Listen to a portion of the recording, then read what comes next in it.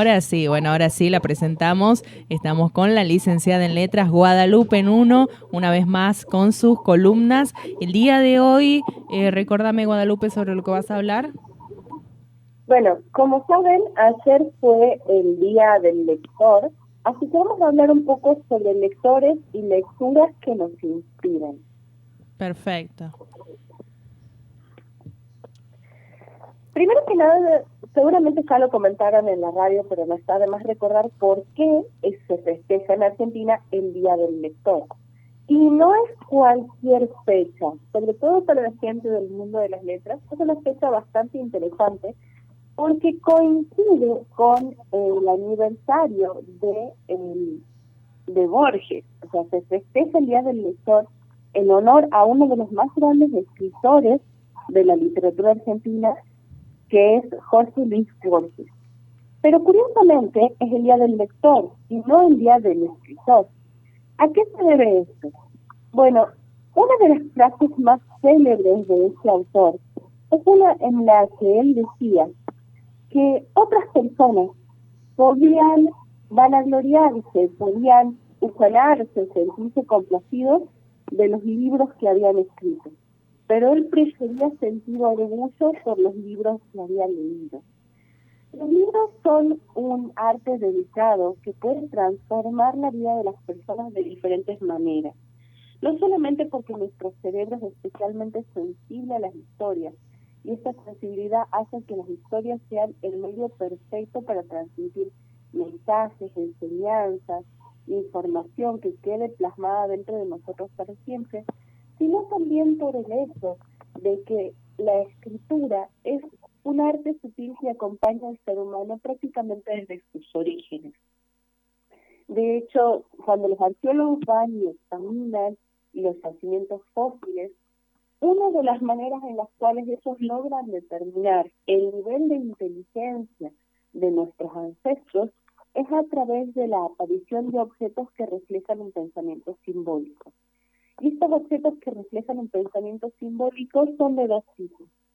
Un tipo son los entierros rituales, que es cuando encuentran, por ejemplo, estos cuerpos en posición fetal, con pétalos de flores alrededor, con objetos que podrían haber pertenecido a la vida de la persona a su alrededor.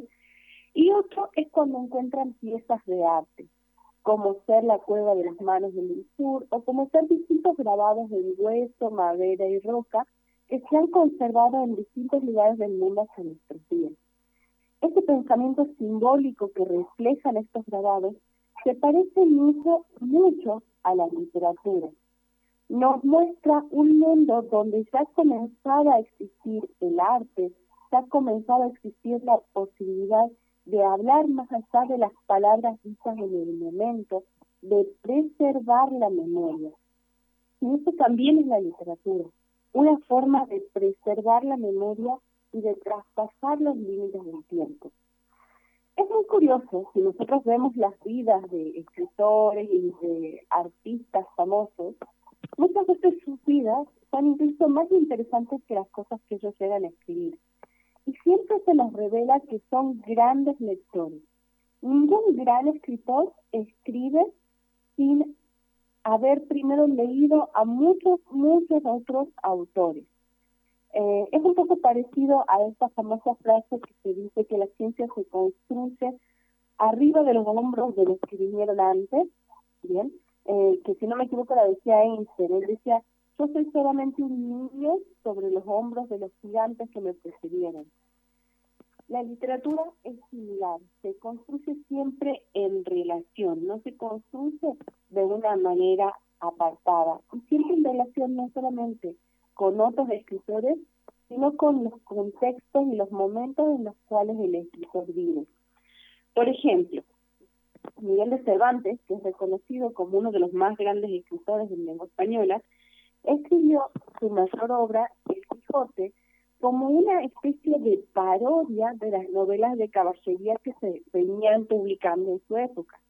Es como si dentro de 300 años nosotros tomáramos las películas de parodia, el cine parodia que existe hoy en día, con películas como Scary Movie o no es otra cuanta película de vampiros, o no es otra cuanta película épica.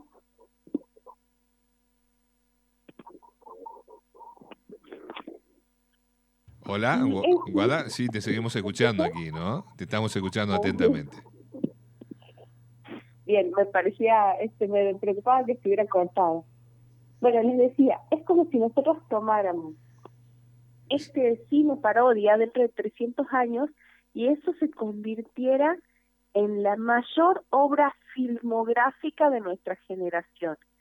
Eso fue el Quijote para la gente de su época. Era un libro para reírse, un libro gracioso, que inclusive en varios lugares de América estuvo prohibido durante la época de la Inquisición. Sí. Entonces es muy interesante conocer la vida de estos autores. Por ejemplo, Miguel de Cervantes fue, antes de ser escritor, fue un soldado, perdió un brazo, una mano en una batalla naval, y uno de sus apodos era justamente el Manco de Lepanto. También es muy curioso cuando uno lee el Quijote, que si bien el Quijote dice en un lugar de la Mancha del que no quiero ni acordarme, hasta el día de hoy los especialistas no pudieron llegar a determinar cuál es el lugar de la Mancha de donde viene Don Quijote. Sí, sí, Guada, me decías. Sí, entonces conocer la vida de quienes están detrás de las obras literarias que leemos nos hace apreciar todavía más la experiencia de acercarnos al libro y nos convierte en lectores que son capaces de sacarle más jugo a la literatura. Y una cosa que no todas las personas saben es que acá mismo en Tucumán hay grandes escritores que tuvieron obras impresionantes y que son muy poco valorados porque no son reconocidos a nivel nacional o internacional. Existe dentro de lo que es la literatura algo que se llama la novela total. La novela total es un género que muy pocos escritores han logrado dominar y que es una novela que en sí misma encierra una multiplicidad de géneros de novela. O sea, no es una novela romántica, no es una novela de misterio, no es una novela de terror, no es una novela biográfica, no es una novela documental, pero al mismo tiempo es todos esos tipos de novelas. Y hay una en particular acá en Tucumán que es fascinante, que se llama Pretérito Perfecto. Y esta novela Pretérito Perfecto, además de ser una novela total, tiene la cualidad de que refleja una época muy particular de la historia de la Argentina y que cuando uno la lee desde Tucumán puede empezar a reconocer los lugares de los que se habla en la novela, porque se habla del Alto de la Lechuza, se habla de la peatonal Muñeca, se habla de la calle Mendoza, se habla de las casas antiguas de Yerbabuena, cuando eran las grandes mansiones de fin de semana de los ricos y potentados de nuestra provincia, se habla del cementerio del norte, y uno cuando se asoma a esta novela lo mira como algo propio y ajeno al mismo tiempo. Y es fascinante, esto de la novela total es algo que incluso acá en Argentina muy pocos escritores han logrado. Yo creo que el único escritor que logró, aparte del autor de Pretérito Perfecto, escribir una novela total en Argentina, fue Marechal con su novela Adán Buenos Aires. Bien, Guada, disculpa un momentito, ¿no? Estamos con la licenciada Guadalupe Nuno, licenciada en letras. Bueno, ella nos está hablando acerca en estos momentos sobre las novelas, los lectores, la literatura. Lecturas que ¿Sí? inspiran, ¿vio? Lecturas, exactamente. Y nos llega un mensaje de Noelia, precisamente nos manda saludos, nos agradece también por la columna. Y la pregunta de ella es... sí, porque ella a su hijo le hicieron leer el libro El Familiar, si también es de un escritor tucumano y cómo las personas se inician en escribir literatura. Bueno, tendríamos que ver en realidad quién es el autor para saber si es tucumano o no, pero con ese título muy probablemente sea por lo menos del norte argentino. Aunque la tradición del familiar, pero con distintos nombres, existe en todo el mundo. Inclusive hay una tradición de lo que son los familiares en Japón, que son los espíritus guardianes de los templos, que se considera que son los familiares de los dioses, o sea, los espíritus que acompañan a los dioses y preservan los terrenos sagrados. En cuanto a cómo se inicia uno en la escritura, hay diferentes maneras, pero la manera más usual es iniciarse como lector. Por eso también es la importancia de reconocer el día del lector y por eso también la importancia de la frase de Borges, de que él se enorgullece de los libros que ha leído. Muchas personas deciden convertirse en escritores porque hay una lectura inicial, que puede ser algo muy sencillo, o puede ser una gran novela, o una gran obra literaria, o una gran obra teatral, que los inspira a querer expresar también ellos su complejo mundo interno. Ahora, si vamos a la práctica, una gran manera de empezar a escribir es sentarse simplemente con una hoja y una lapicera o sentarse delante de la computadora y empezar a plasmar lo que uno siente, lo que uno piensa, o empezar a plasmar esos mundos imaginarios que nos parecen utópicos, irreales y extraños, y que luego se pueden ir convirtiendo en obras de arte genuinas. Guada, acá nos llega otra pregunta de Juan. Nos pregunta, ¿con qué libro le recomendarías vos para iniciarse en la lectura? ¿Sí? Él tiene 22 años, o sea, ahí nos cuenta que lo único que leyó fueron los libros que le pedían en el secundario, pero ¿qué libro le recomendarías vos a alguien, o sea, ya adulto, entre comillas, para empezar a sumergirse en la lectura por placer? Más que por una cuestión de edad, cuando empezamos a sumergirnos en la lectura por placer, tenemos que tener en cuenta una cuestión de género, de los géneros de libros que leemos. Por ejemplo, una persona de 22 años, una persona de 30 años, una persona de 50 años que gusta del género fantástico, perfectamente puede empezar a leer con libros como Harry Potter o las Crónicas de Narnia, o ir a algo un poco más complejo como El Señor de los Anillos. Si le gusta el terror, por ejemplo, que puede ser que le guste el cine, aunque todavía no haya experimentado la literatura, los libros de It, de Cementerio de Animales, son excelentes para iniciarse en un género de terror más complejo, con muchos elementos culturales, y nos muestran un mundo al mismo tiempo escalofriante y fascinante. Para la gente que le gusta mucho la historia, hay grandes escritores argentinos que trataron el tema de la historia en sus novelas. Por ejemplo, en la novela Soy Roca, de Félix Luna, o la novela Santa Evita, de Tomás Eloy Martínez, que es un autor tucumano reconocido a nivel internacional, que también tiene otro libro que se llama La novela de Perón. Si a alguna persona le gusta, por ejemplo, el género romance, en lugar de empezar con novelas, puede empezar con teatro, y tiene muchas de las obras de William Shakespeare, entre ellas Romeo y Julieta, Sueño de una noche de verano, La tempestad, Mucho ruido y pocas nueces. Y lo bueno de estas obras es que algunas son comedias y otras son tragedias. Así que inclusive dentro del género romántico podemos encontrar una riqueza de matices. ¿Bien? Todo depende de lo que nos guste. Y para descubrir lo que nos guste, lo principal es sumergirnos en las obras literarias. Pero incluso se puede empezar a leer literatura sin leer literatura. Por ejemplo, muchos jóvenes empezaron a leer porque les gustan los videojuegos. Entonces leían los libros de la saga de Assassin's Creed, que es una saga de videojuegos.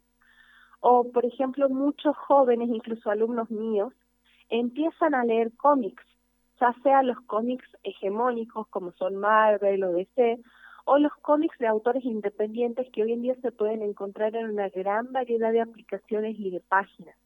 O inclusive se pueden ir a las convenciones que se realizan también acá en Tucumán y buscar los fanzines. Los fanzines son son cómics independientes hechos en su mayoría por autores tucumanos.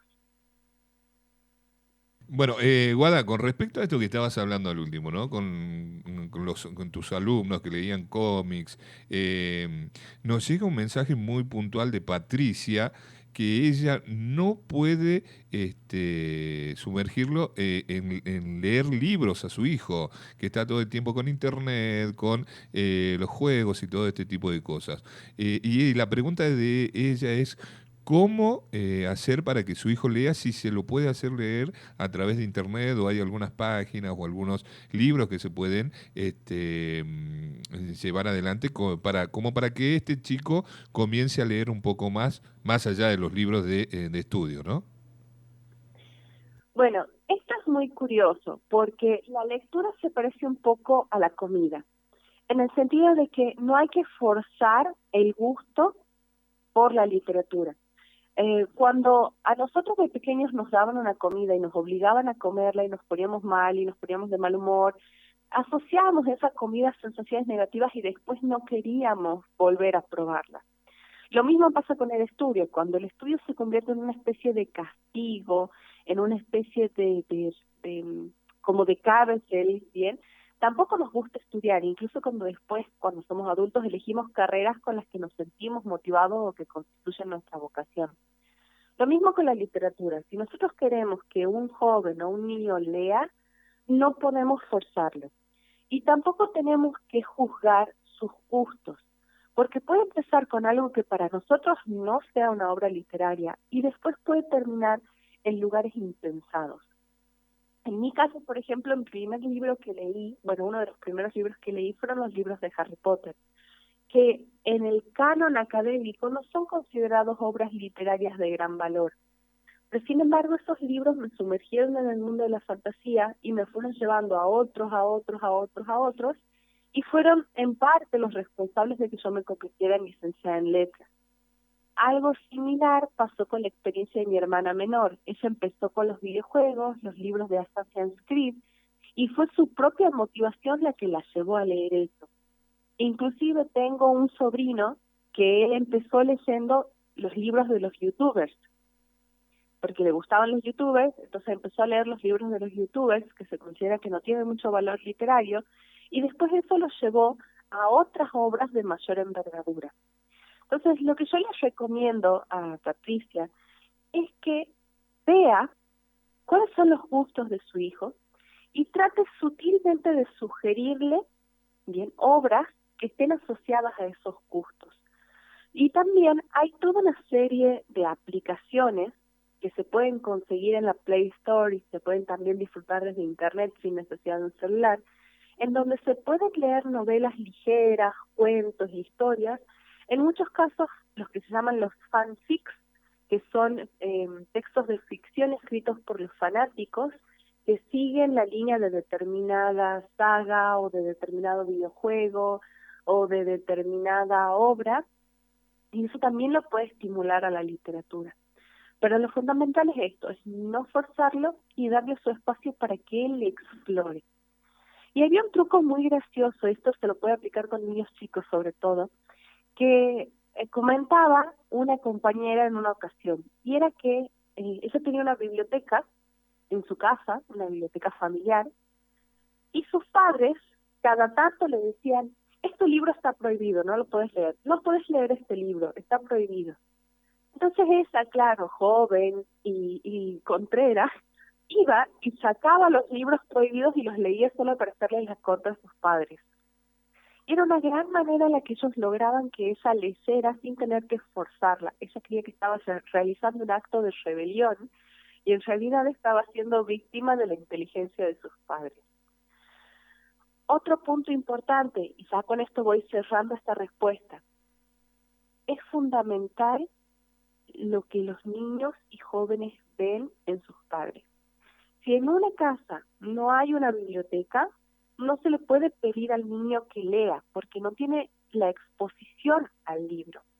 En cambio, en las familias en donde los padres leen o los abuelos leen, se les leen cuentos a los chicos de sus niños, se los anima a explorar el mundo, se los anima a explorar las bibliotecas o los libros que hay en la casa, el niño o el joven solo, sin ninguna presión, va desarrollando el gusto de la literatura. Bueno, la verdad que es muy interesante lo Sí, que nos dejó al como último, ¿no? Todos exactamente, estos estudios y, bueno, un saludo muy grande para Patricia, para Noelia, para Juan también, que exactamente. habían mandado mensajes, nos dejaban sus Que saludos están ahí también. atentos a todas las columnas. Y es muy importante la participación, por supuesto, de todos nuestros oyentes porque surgen algunas preguntas pero las respuestas son fantásticas. Sí, vio, a Guadalupe Uno le podemos sí. preguntar cualquier cosa porque Exactamente. es como el libro gordo de Petete, ¿vio? Bien. Impresionante lo que sabe. Bueno, el agradecimiento, como siempre, Guadalupe, por estar con nosotros, hacernos compañía aquí también disculparnos un poquito por este inconveniente que tuvimos aquí, pero vamos probando, vamos viendo cómo va saliendo todo para que esté 10 puntos, para que quede 10 puntos después.